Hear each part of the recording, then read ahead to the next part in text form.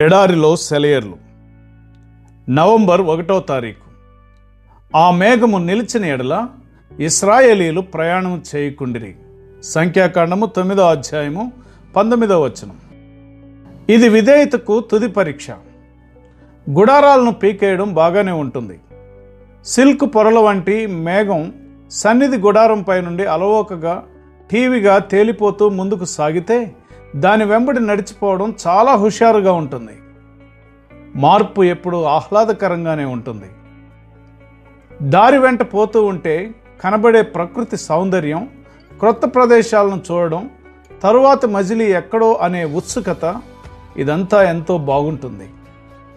కానీ ఉన్న చోటే ఆగిపోవడం అన్నదే ప్రయాణంలో ఉండేవారికి బహు కష్టమైన పని. ఆ ఉన్న ప్రదేశం సౌకర్యాలేమీ లేకుండా ఉన్నా, సదుపాయాలేమీ లేకుండా ఉన్నా, ఒంటికి సరిపడకున్నా, అది మన సహనాన్ని ఎంత పరీక్షించినా, ప్రమాదానికి ఎంత చేరువైనా అక్కడే తిష్ట వేసుకొని కూర్చోవడం తప్ప గత్యంతరం లేదు అనే పరిస్థితి ఎంత బాధగా ఉంటుంది.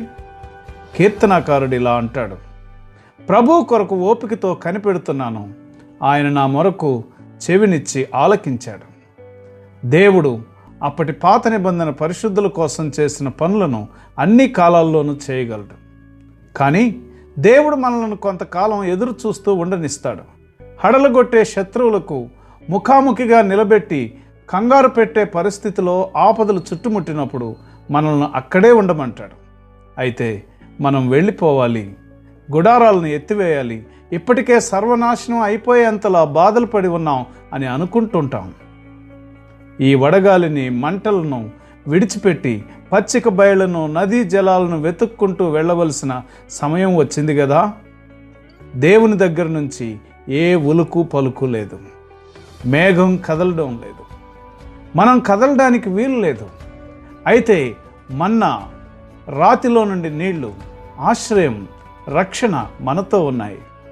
దేవుడు తన సన్నిధిని మనతో ఉంచకుండా, మన అనుదిన అవసరాలను తీర్చకుండా ఎక్కడా మనల్ని ఆగిపోమని చెప్పడం.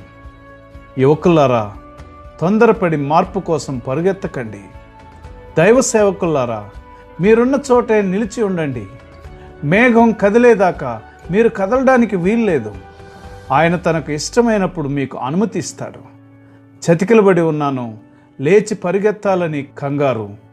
కోరుకున్న చోటు వేరే ఉంది, అయితే అంతకన్నా ఆయనపై ఆధారపడాలని ఉంది. నా కుమారి, కదలకు, అన్యులు నశిస్తున్నారు. నేనేమి చేయలేకున్నాను, వాళ్ళను చేరాలనుంది, కానీ దేవునిపై ఆధారపడాల్సి ఉంది. పొందడం మంచిది, ఇవ్వడం మరీ మంచిది.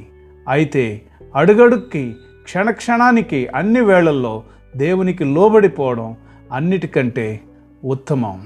అనుదినము ప్రభు కొరకు ఓపికతో కనిపెట్టే కృప పరిశుద్ధాత్మ దేవుడు మనకు అనుగ్రహించుగాక.